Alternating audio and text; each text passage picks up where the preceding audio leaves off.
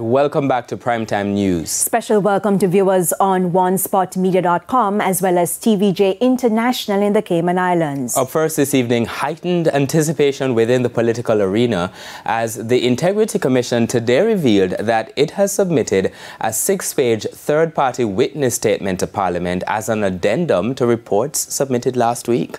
It comes as PNP General Secretary Dr. Dayton Campbell says he is daring Prime Minister Andrew Holness to urgently convene Parliament on Tuesday to table the reports. Kelisha Williams has that story.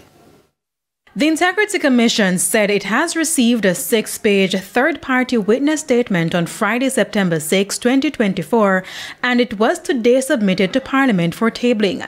The Commission said it is an addendum to the 2 investigation reports that were submitted to Parliament last week.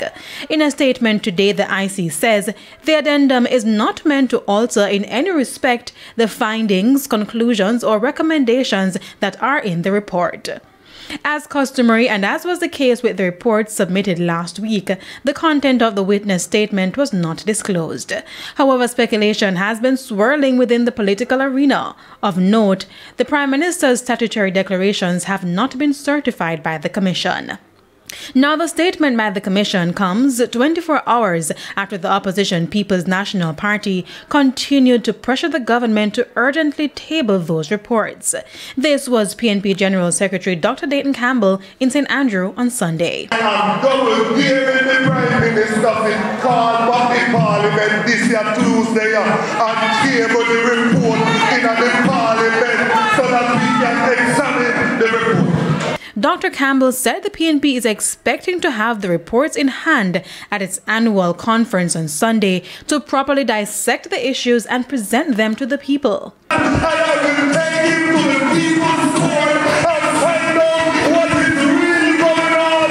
How do you find him when he comes on to corruption?